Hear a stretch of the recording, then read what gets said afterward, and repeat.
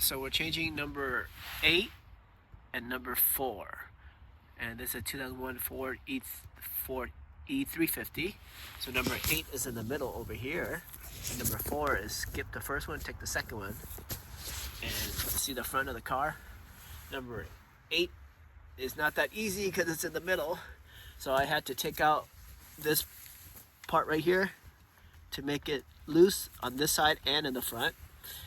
And then I took off the ignition coil that's in there and the one that's closer and the fuel injector that's close by so I could get my tools in there. And that's how it is. And then it's a 7mm rust. But it's out.